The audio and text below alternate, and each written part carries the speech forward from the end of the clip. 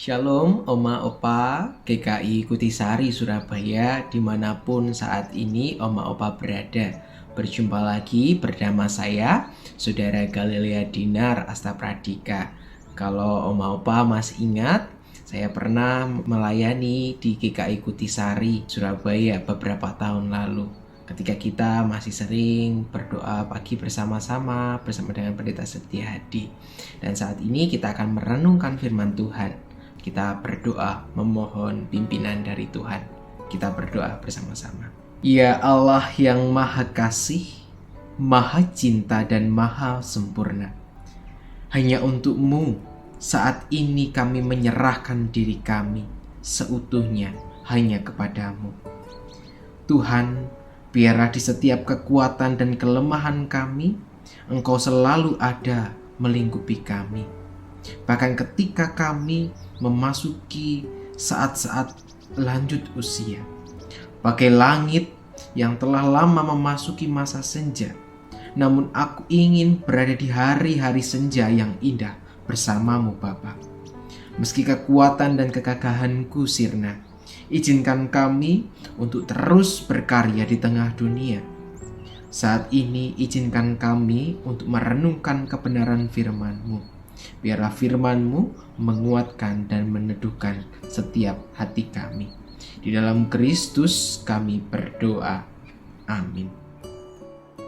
Oma-opa yang terkasih, kita setuju kalau manusia dikatakan suka bercerita. Kenapa? Karena bercerita itu kita bisa bertukar tentang pengalaman.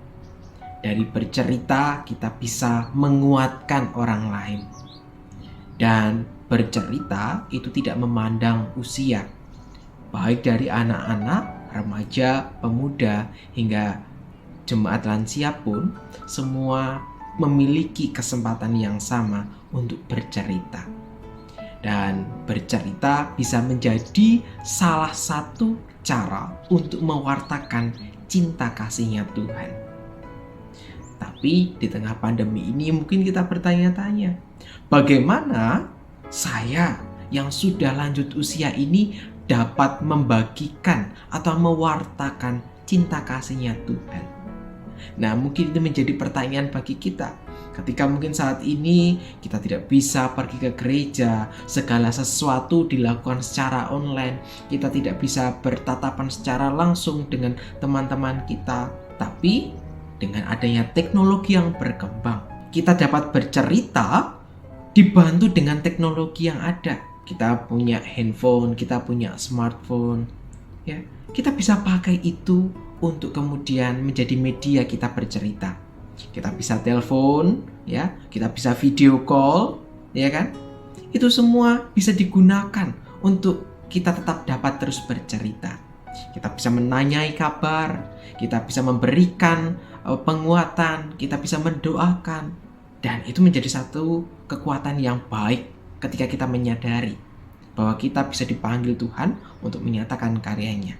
Seperti kisah yang akan kita baca di dalam Kisah Para Rasul pasal yang ke-22, ayatnya yang ke-15 sampai dengan yang ke-16. Demikian firman Tuhan. Sebab engkau harus menjadi saksinya terhadap semua orang tentang apa yang kau lihat dan yang kau dengar. Dan sekarang, mengapa engkau masih ragu-ragu? Bangunlah, berilah dirimu dibaptis, dan dosa-dosamu disucikan, sambil berseru kepada nama Tuhan. Bapak Ibu yang terkasih, di dalam Kisah Para Rasul 22 ini, kita mendengar bagaimana Paulus berkarya memberitakan kabar sukacita. Meskipun di pasal sebelumnya kita mengetahui bahwa Paulus sedang ditangkap oleh orang-orang Romawi akibat ia mewartakan kabar. Namun hal ini tidak mematahkan semangatnya.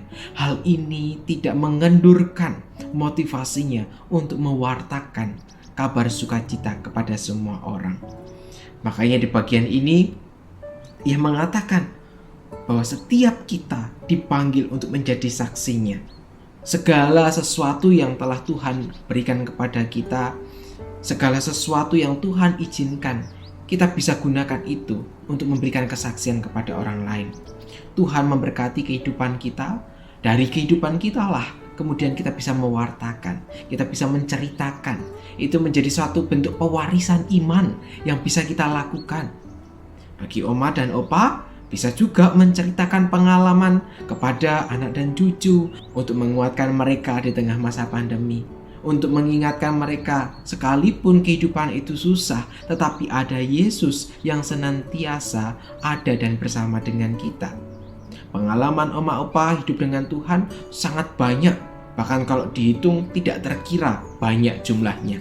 Tetapi kalau cerita itu tidak kita wartakan, cerita itu tidak kita bagikan, bagaimana orang bisa tahu bahwa Tuhan bekerja di dalam kehidupan kita? Nah, di tengah masa pandemi ini, mari kita melihat dengan cara pandang yang sama segala bentuk penyertaan Tuhan. Mungkin ketika oma opa berdoa kepada Tuhan dan kemudian Tuhan menjawab doa oma opa, itu bisa menjadi sebuah kesaksian yang menguatkan.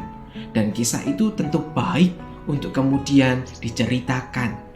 Cerita itu juga baik untuk dibagikan kepada saudara-saudara seiman kita supaya mereka dikuatkan.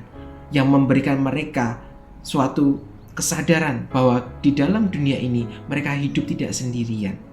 Kita bisa dipakai Tuhan untuk menyatakan karyanya di tengah dunia. Sekali lagi, bercerita bisa menjadi salah satu media untuk mewartakan cerita kasih Tuhan. Tidak mengenal usia, baik yang muda sampai dengan yang tua, semua dipanggil untuk mewartakan cintanya Tuhan. Sekarang pertanyaannya diarahkan kepada oma opa. Apakah oma opa berkenan untuk memberikan cerita itu kepada rekan-rekan, kepada anak cucu, kepada orang-orang di sekitar? Bagaimana Tuhan berkarya di dalam kehidupan oma opa? Saya percaya oma opa mampu untuk mewartakan itu karena ada kasih yang selalu diberikan kepada Tuhan, ada penyertaan yang selalu diberikan kepada Tuhan kepada oma dan opa.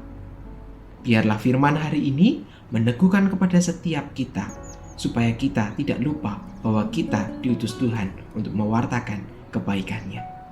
Mari kita menutup perenungan kita hari ini dengan bersama-sama kita kembali berdoa.